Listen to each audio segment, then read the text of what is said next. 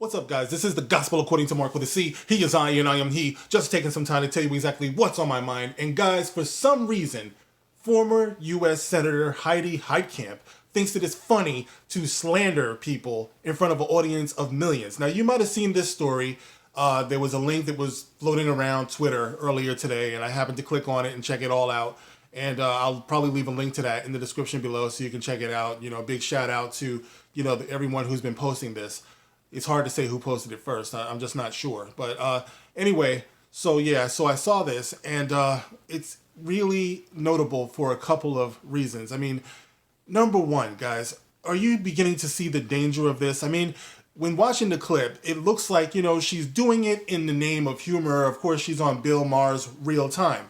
So everything is always, it's got to have this, humorous, tongue-in-cheek kind of feel to it, but at the same time, it's political commentary, and a lot of people are digesting it as truth mixed in with some humor to make it all go down, So she's cackling like a hen, laughing, and matter-of-factly stating that Gina Carano is a Nazi. All right, now, I don't know what it is, why people insist on saying Yahtzee and shit like that, but, as far as I'm concerned, we still live in a country that honors free speech. Okay, so I don't do things like that. I say what I mean, unless I have a really good reason not to. So because she said it, I'm going to say it. She called Gina Carano a Nazi in front of an audience of millions. And then she went on to say, laughing all the way, of course, she went on to say that she hangs out with white supremacists. So not only is she calling Gina Carano an enemy of Jewish people, but she's also saying that somehow she poses a threat to black people and anyone else that white supremacists might pinpoint, or single out or whatever. And here's the thing, that really gets me about that. It's like, you do realize, like, are you seeing what's going on out here? It's like every time I turn on the news, I'm seeing black people going to war with everybody. Now, I know that the media can't be trusted, and I actually predicted that this crap was going to happen. You know what I mean? That we were going to start seeing more stories and images that make black people look really, really unsympathetic after a whole year of Black Lives Matter. And I always said this was the trap. This was the fattening, up before the slaughter. So now you see these stories like every day coming out, which, this is nothing new. I mean, I'm sure this has been going on for a long time.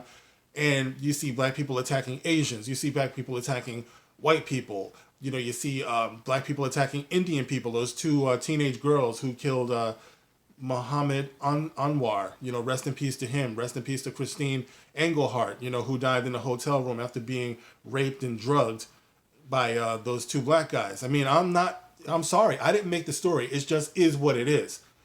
So this is what's being presented to us. And when you put Gina Carano out there to bring it back home, and you put her in the context of being a white supremacist or hanging out with white supremacists, you're actually putting her in danger with much more than her career. She's up there laughing like something is funny. And maybe about a year ago or so, maybe over a year ago, I could see laughing about it. Oh, it's just ridiculous. These people calling Gina Carano a Nazi and a white supremacist. Ha ha ha ha. It might have been funny until she lost her job. Until she lost, her opportunities, until she got blacklisted in Hollywood. It's no longer funny when you do something like that and you get so many people laughing at this person, who had this public humiliation, people calling her abhorrent and all types of crazy things, so you got that going on. And for people who think that I'm just caping for Gina Carano, I'm sure there's enough people out there who are doing that. Dude, bro, she's not going to sleep with you. Cut it out. Okay, fine. But if she knew what I knew, you know what I'm saying? But anyway, I accept that, okay? But the point is that this goes deeper than Gina Carano, all right? This is the age that we're living in right now. We're living in an age where people can lie on other people and get the whole world to turn against them when they didn't do anything wrong.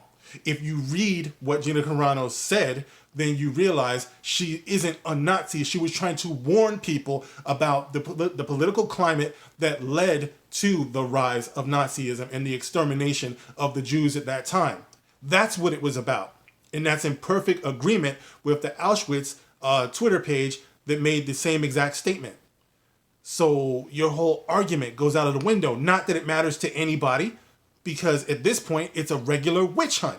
And that's where we are. We've learned nothing from the past. We're back to witch hunts. And anybody can be the victim of a witch hunt. So that's the reason why, like I said before, this is not about caping for Gina Carano. This is about standing up for something that is wrong. This is about standing up for right. Because if it happens to one person, it can happen to everybody. A threat to justice anywhere is a threat to justice everywhere. That's the way it works. And for anybody who is unsure about the reasons why they have a problem with the fandom menace and certain fans who are speaking up these days and, wanting to paint them as alt-right, even though a lot of us are diverse, clearly, the reasons why is because we're the only ones who are standing up for this truth. If you look on the Twitter page and you see all of the comments, if you go to former U.S. Senator Heidi Heitkamp's Twitter page and you see the comments underneath that video or underneath her Twitter post saying that she was going on real time with Bill Maher, then you see a lot of people just like mindlessly just going along with everything that she says. The only people who are standing up for truth, not Gina Carano, but for truth, are the ones who they would consider to be alt-right, the ones who they consider to be toxic. We're the ones who are standing up for truth. And it's scary that we're the ones who are being painted somehow as dangerous, as extreme, as radicalized. People better wake up and see what's going on here. This is ridiculous. That is not at all what the truth is. She lied to you and you're applauding. And these people, they're lying to you and you're applauding. You're calling for the destruction of decent people. It doesn't mean that they're right about everything. It doesn't mean that they're perfect. But damn it, man, people have to grow. People have to converse. There has to be a meeting of the minds. And maybe we can come to some type of agreement about what's going on and how to go forward and stuff. But you can't tell people, oh, you can't say that, or you can't think this, or you must be a Nazi or something like that. You can't just throw these tags on people and cost them everything and shut down the entire conversation. You're enabling the very people who are looking to visit or revisit those same conditions upon us from the past. You're enabling them. You're making it a lot easier for them to do what they have to do by stomping out freedom. And they prey upon fear. And fear is pretty much what's going on out here today. And the further it gets out of control, the harder it's going to be to reel this thing back in. So while everyone is running around here afraid to speak, afraid to think, afraid to act, you're making it a lot harder for future generations. So when you see something like what went on with the former U.S. Senator, when you see things that's going on in the shill media and how they're looking to demonize fans, customers, free thinkers, you realize there is a culture war going on. I've said it from the very beginning. It's bigger than Star Wars. It's bigger than Star Trek. It's bigger than science fiction and science fantasy. We have to be willing to take a stand, not just in our homes and in our minds, but we have to take a stand whenever we can, whenever we have a voice, wherever we have a voice. Because we're going to run out of platforms pretty soon if these people have their way. So anyway, guys, like I said, I'm going to leave a link to that video in the description so you can check it out yourself. And you can tell me what you think in the comments. Of course, you can like, you can share, you can subscribe, you can catch me on Twitter.